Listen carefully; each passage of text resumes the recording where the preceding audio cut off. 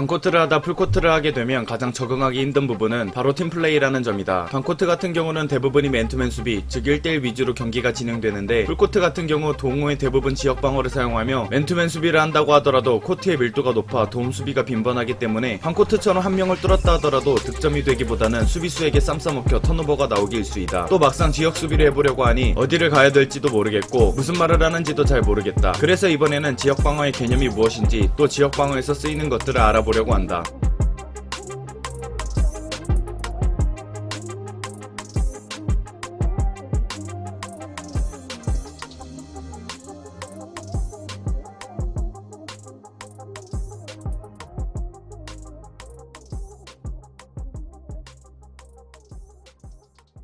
맨투맨이 자기의 담당 선수를 수비하는 것이라면 지역방어는 자기의 담당 지역을 막는 수비라고 정의할 수 있다. 맨투맨의 반대라고 생각하면 된다. 하지만 이 맨투맨의 반대라는 이미지 때문에 지역방어에 대한 오해가 있는데, 바로 체력적으로 힘들지 않다는 것이다. 이는 전혀 맞는 말이 아니다. 지역방어 또한 체력적으로 부담이 되며 오히려 자기의 담당 지역에 따라 맨투맨보다 더 힘들 수도 있다. 지역방어는 왜 하는 것일까? 간단하게 맨투맨 수비를 못하기 때문이다. 1대1 수비가 불가능하기 때문에 특정 지역을 1대 다수로 수비를 한다는 것이다. 농구 코트를 원카운트 기준으로 나누어 보면 대략 6개의 지역이 나타나는데, 한 사람이 원카운트를 초과하는 지역을 수비할 수 없기 때문에 5명의 사람이 6개의 지역을 막을 수 없으므로 1개의 지역이 남게 된다. 거기다 1대 다수의 수비를 한다는 것은 수비 지역이 겹친다는 것이고, 이 말은 즉슨 필연적으로 수비가 취약한 부분이 생길 수밖에 없다는 것이다. 공격자는 취약한 부분을 공략하기 위해 끊임없이 공을 투입할 것이고, 이는 수비자에게 달갑지 않은 상황일 것이므로 수비자는 수비의 취약점이 공략당하지 않게 공과 공격자의 위치에 따라 수비 위치를 변환해야 한다는 것이다. 만약 지역 방어를 할 때 땅바닥에 두 발이 붙은 채로 가만히 서 있다면 그것은 더 이상 지역 방어가 아니고 그냥 서 있는 수비 그 이상 그 이하도 아니다. 만약 공을 계속해 이동시키며 공격한다면 그 상황에서 지역 방어는 맨투맨보다 체력적으로 편하다라고 말할 수 없다. 따라서 지역 방어는 절대 편한 수비가 아니라는 것이다. 그렇다면 공의 위치에 따라 어떻게 움직여야 할까? 지역 방어의 형태에 따라 다르지만 대원칙은 사람이 많은 지역이 사람이 적은 지역을 도와주는 것이다. 가장 흔한 예로 투쓰리 수비를 보면 공이 왼쪽에서 빠르게 오른쪽으로 이동할 시 사람이 공보다 빠를 순 없으므로 수비가 공보다 늦게 도착하게 된다. 그렇게 되면 수비에 공백이 생기게 되는데, 그 수비의 공백을 밑에 있는 수비가 도와주는 것이다. 문제는 앞에 있는 수비의 공백을 채웠지만 바로 뒤에 수비의 공백이 생긴다는 것이다. 이 공백을 채우지 않는다면 공격이 매우 쉬워지므로 마찬가지로 그 공백 또한 채워져야 한다. 공백을 채우다 보면 수비의 취약한 부분은 공에서 가장 먼 곳에 형성된다. 지역방어는 대부분 이러한 원리로 이루어져 있으며, 따라서 지역방어가 잘 이루어지기 위해서는 수비의 공백을 최소화해야 하고, 그 방법은 의사소통이다. 흔히 많이 듣는 하이 비어요, 왼쪽 많아요, 앞선 오른쪽으로 밀어요, 윙 스윙 돌아요, 오른쪽 로우 돌아요 등등 내가 또는 팀원이 해야 할 움직임을 얘기함으로써 위기적인 움직임을 통해 수비의 공백을 최소화하기 위함이다. 의사소통을 위해 알아야 할 용어는 첫째로 포지션을 부르는 방법이다. 작전판에 사용되는 1번, 2번, 3번, 4번, 5번은 포지션 순으로 포인트 가드, 슈팅 가드, 스몰 포워드, 파워 포워드, 센터를 뜻하는 것이다. 또 코트를 구분하는 용어 또한 알아야 하는데, 코트를 크게 가로 방향으로 선을 그어서 위쪽을 앞선, 밑쪽을 뒷선이라고 하며, 지역 방어의 형태를 말할 때는 앞선에서 뒷선 순으로 인원 배치를 말한다. 투쓰리 수비는 앞선에 2명, 뒷선에 3명인 수비며, 3-2 수비는 앞선에 3명, 뒷선에 2명인 수비이다. 또 세로 방향으로 선을 그어서 공이 있는 쪽을 스트롱 사이드, 공이 없는 지역을 위크 사이드라고 한다. 골대 정면에 있는 3점 라인 지역을 탑, 흔히 45도 지점이라고 말하는 3점 라인과 자유투 라인의 연장선이 만나는 윙, 골대 측면에 있는 3점 라인 지역을 코너, 골대 근처에 있는 사각박스 지역을 페인트 존, 코너와 페인트 존 사이를 숏 코너, 페인트 존 위에 양쪽 모서리를 엘보우, 페인트 존 위쪽 지역을 하이 포스트, 페인트 존 밑쪽 지역을 로우 포스트, 골대 뒤쪽 라인을 베이스 라인, 골대 옆쪽의 라인을 사이드 라인이라고 한다.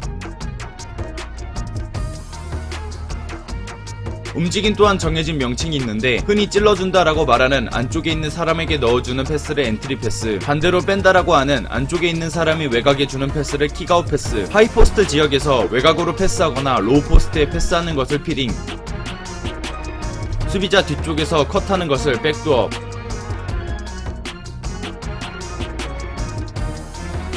외곽에서 골대 부근을 지나면서 반대쪽으로 이동하는 걸 스윙.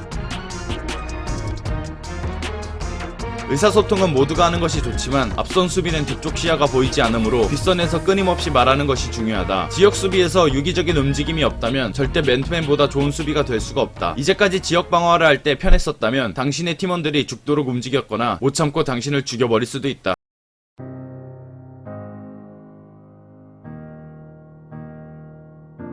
지역방어를 팀 단위로 실행하기 위해서는 팀원 전체가 해당 지역방어의 목적이 무엇인지 알아야 한다. 대부분의 지역방어는 공을 가지고 있는 사람이 특정 지역에서 쉽게 득점을 하지 못하도록 1대2 더 나아가서 1대3 상황을 만들기에 나뿐만 아니라 팀원들도 같이 움직여줘야 하기 때문이다. 이번 영상에서는 투쓰리 지역방어에 대해 사용하는 목적과 그 목적을 이루는 방식을 알아보려고 한다. 투쓰리 지역방어는 한국 아마추어 동호회팀이 가장 쉽게 접할 수 있고 사용할 수 있는 수비 방식이다. 그 이유는 투쓰리 지역방어는 꿀밑 지역의 수비를 강화하는 데 목적을 가졌기 때문이다. 대부분의 일반인들, 특히 옛날에는 좋은 외곽슛을 가진 선수가 드물어 투쓰리 지역방어를 쉽게 파괴하지 못했기에 투쓰리 지역방어는 가장 실용적인 지역방어였다. 그렇다면 꿀밑 지역의 수비를 강화하기 위해서는 무엇을 막아야 하는 것일까? 꿀밑에서의 득점을 역순으로 생각해본다면 꿀밑에서 득점을 한다는 것은 꿀밑에 공을 가지고 있다는 것이다. 꿀밑에서 공을 가지려면 외곽에서부터 공을 들고 돌파를 하거나 외곽에서 안쪽으로 패스를 해야 한다. 즉 투쓰리 지역방어는 공을 가지고 있는 사람, 외곽에서의 돌파, 안으로 넣어주는 패스, 이 세 가지에 대하여 집중적으로 막는 수비 방식이라는 것이다. 따라서 자신의 역할이 볼러를 수비해야 하는 역할인지 볼러의 돌파 또는 패스의 견제를 도와주는 역할인지 정확하게 알아야 한다. 이해하기 쉽게 상황을 예로 들어보자. 투쓰리 지역방어 기본 형태에서 왼쪽 45도 왼쪽 윙에 공이 투입되었다고 가정해보자. 이때 공을 가지고 있는 사람은 누가 막아야 하는 것일까? 바로 왼쪽 앞선 수비수가 막아야 한다. 왼쪽 뒷선 수비수가 막지 않는 이유는 만약 볼러를 왼쪽 뒷선 수비수가 수비를 했다면 볼러의 왼쪽 돌파는 쉽게 도움 수비를 갈 수 있지만 볼러의 오른쪽 돌파는 돌파를 견제할 인원이 없어 공격수가 더 쉽게 돌파를 할 수 있게 된다. 따라서 돌파를 철저히 견제하기 위해서는 왼쪽 앞선 수비수가 볼러를 막아야 한다.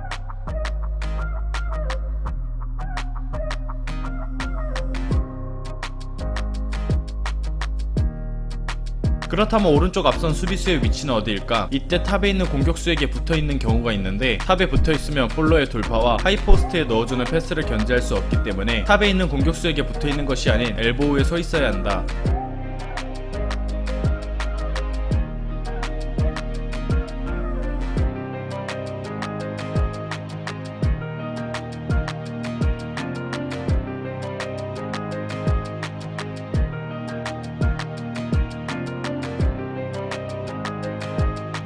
마찬가지로 왼쪽 뒷선 수비수 또한 볼러의 오른쪽 돌파와 안으로 넣어주는 패스를 견제하기 위한 위치로 이동해야 한다. 이때 만약 상대 빅맨이 로우 포스트가 아니라 코너 쪽으로 있다면 코너로 가는 패스와 돌파를 견제할 수 있는 곳에 위치해야 한다.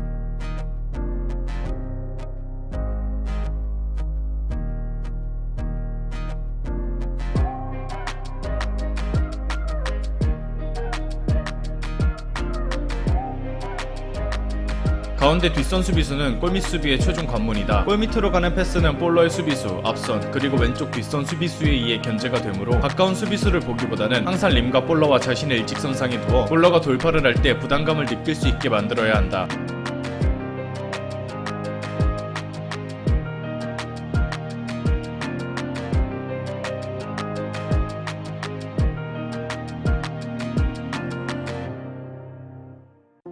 그렇다면 반대편 뒷선 수비수는 어떤 역할을 갖고 있는 것일까? 역할을 말하기 앞서 설명할 것이 있다. 농구에서 코트를 반으로 갈라 공이 있는 지역은 스트롱 사이드, 없는 지역을 위크 사이드라고 한다. 지역 방어는 볼러를 수비할 때 상황에 따라 1대2, 1대3으로 수비를 하는 경우가 있다. 이 말은 즉슨 스트롱 사이드에 수비수가 쏠려 있다는 것이다. 공은 사람보다 빠르다. 왼쪽 윙에서 오른쪽 윙으로 공이 이동한다면 순간적으로 오른쪽 45도에 있는 선수는 오픈이 돼버린다. 원래의 수비 방식이라면 오른쪽 앞선 수비수가 막아야 하지만 앞에서 말했듯 공은 사람보다 빠르기에 수비의 공백은 불가피하다. 이 수비의 공백을 반대편 뒷선 수비수가 대신 메꿔주는 것이다. 이때 중요한 것은 앞선 수비수가 도착하고 난 다음 즉시 되돌아가야 한다는 것이고 코너에 공격수가 있으면 로우 포스트 쪽이 아닌 즉시 코너 쪽으로 이동해야 한다는 것이다.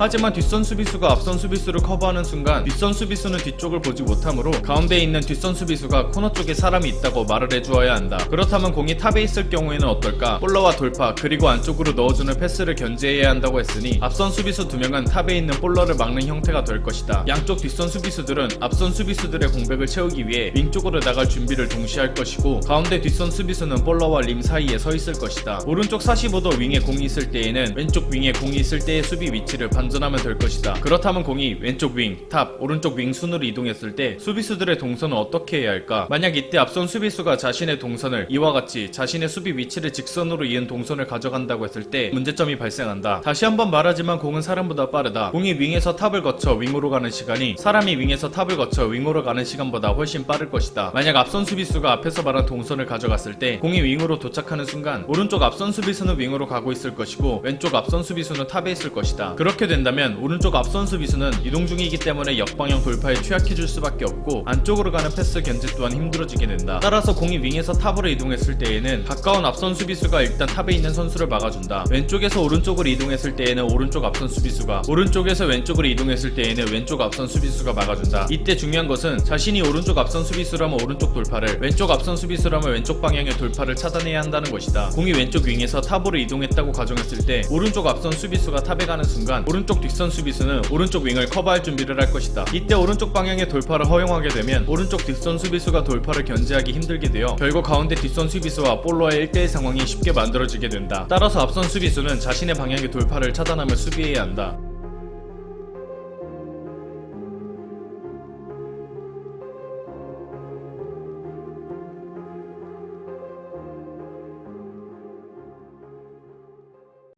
그리고 오른쪽 앞선 수비수가 탑을 막았을 때 왼쪽 앞선 수비수는 사선으로 이동해 오른쪽 앞선 수비수의 옆으로 이동하는 것이 아닌 하이포스트 지역으로 움직여줘야 한다. 그렇게 된다면 오른쪽 앞선 수비수의 역방향 돌파 견제도 해줄 수 있으며 하이포스트에 넣어주는 패스 또한 견제가 가능하게 된다.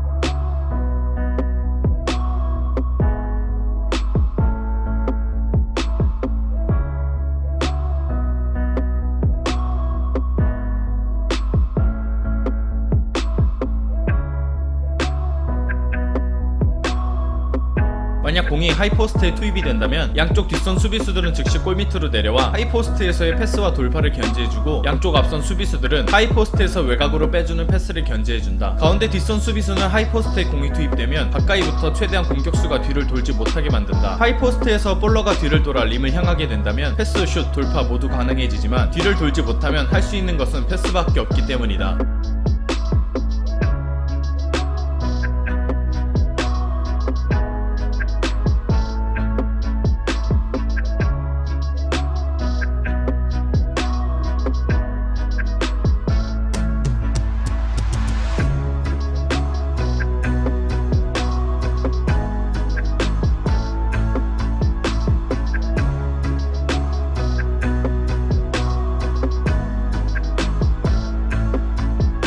그렇다고 가운데 뒷선 수비수가 공이 투입되지 않은 하이포스트를 계속해서 견제하고 있으면 수비 형태는 2-3 지역 방어가 아닌 2-1-2 지역 방어가 되는데, 그렇게 된다면 자신의 키를 넘기는 백도어 패스에 취약해지게 된다. 상황에 따라 다르겠지만 하이포스트 패스에 대한 수비가 전혀 안 되거나 상대팀이 신장이 작아 백도어 패스가 불가능한 게 아니라면 기본적인 2-3 지역 방어의 형태는 하이포스트에는 볼이 투입되고 난 다음 따라가도 늦지 않는다. 코너 쪽에 공이 투입되었을 때 왼쪽 코너에 공이 투입된다고 가정하면 해당 방향 뒷선 수비, 여기서는 왼쪽 뒷선 수비수가 볼러를 수비하며 동시에 가운데 뒷선 수비수는 왼쪽 뒷선 수비를 대신하여 채워준다. 왼쪽 앞선 수비수는 왼쪽 윙으로 가는 패스와 혹은 코너에서의 오른쪽 돌파를 견제할 수 있는 위치에 서 있으며 오른쪽 앞선 수비수는 하이포스트로 가는 패스를 견제해준다. 오른쪽 뒷선 수비수는 가운데 뒷선 수비를 채워주어 골밑 수비의 공백이 발생하지 않도록 한다.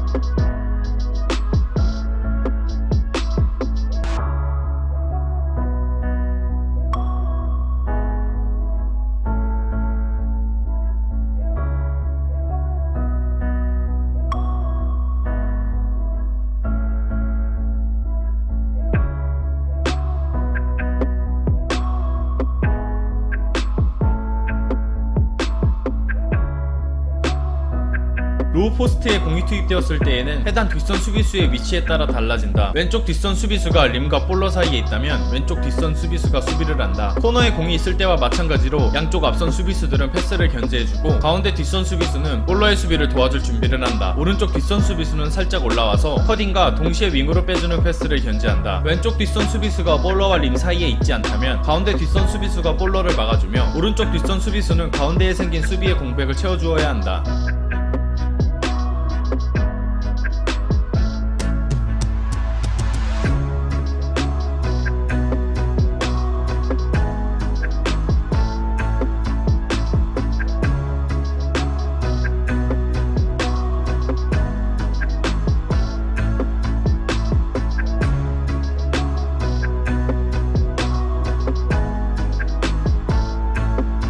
지역방어의 가장 큰 오해는 체력적으로 편한 수비라는 것이다. 지역방어는 결코 편한 수비가 아니다. 오히려 패스 한 번에 팀 전원이 이동해야 하는 체력적으로 더 힘든 수비 방법일 수도 있다.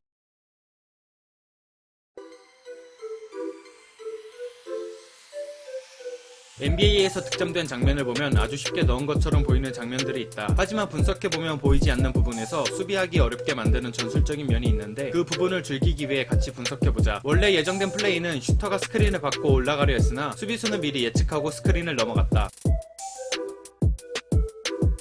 이를 확인한 슈터는 V컷으로 수비수를 속여 3점 슛을 쏘았고 득점에 성공하게 됐다. 같은 플레이에서 스크린을 피하면서 슈터를 쫓아가기 위해 슈터의 뒤에 섰지만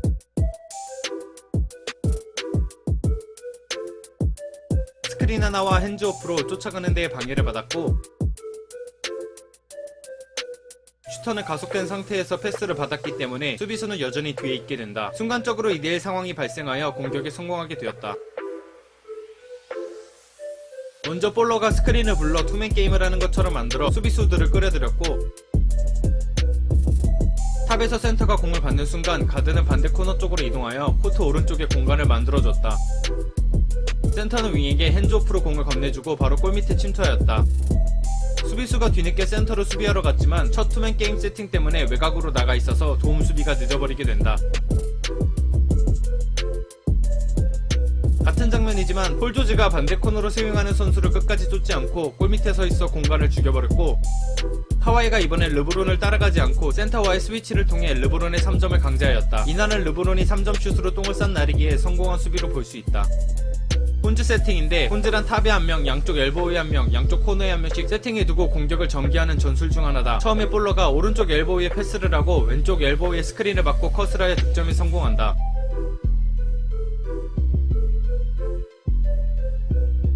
다음 장면도 마찬가지로 볼러가 오른쪽 엘보우에 패스를 하고 왼쪽 엘보우에 스크린을 받고 컷을 하려 했으나 볼러의 수비수가 스크린을 피했기 때문에 패턴이 막히게 되었다. 하지만 멈추지 않고 바로 센터가 탑에게 공을 건네주어 투맨 게임을 전개하였다.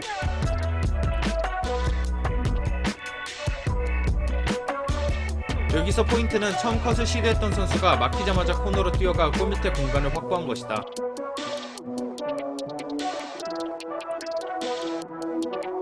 볼러가 탑에 있는 센터에게 패스를 주자마자 오른쪽 코너에 있는 선수가 센터에게 스크린을 걸어주어 센터의 1대1 공격을 위한 세팅을 만들어줬다.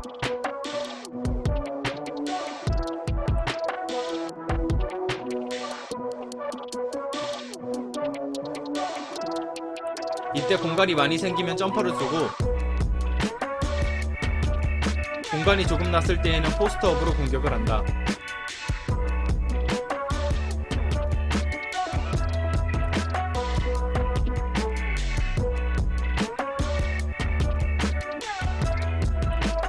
같은 장면이지만 이번엔 스크리너의 수비수가 순간적으로 센터의 진로를 차단하여 센터가 좋은 위치에 공을 받지 못하게 만들어버린다.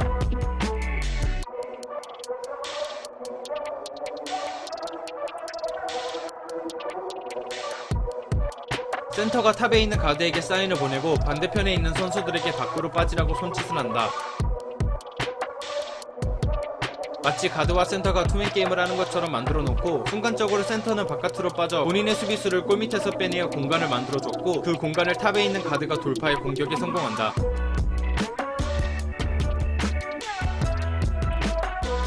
처음에 골밑에 공간을 보고 컷을 하지만 첫 번째 컷으로는 완벽한 찬스를 만들기 어렵다. 하지만 그 한 번의 컷이 공간을 더 넓혀주기에 두 번째 컷이 성공하게 된다. 처음에 스크린을 받고 올라오는 척을 하고 컷을 들어갔지만 마찬가지로 첫 번째 컷으로 바로 득점 찬스를 만들어줄 순 없으나 공간을 만들게 되어 두 번째 컷이 성공하게 된다. 하든은 공이 없어도 수비수들에게 밀착 수비를 받게 된다. 하든이 이를 이용해 웨스트브룩 수비에게 스크린을 걸어 두 명을 동시에 막아버리게 된다.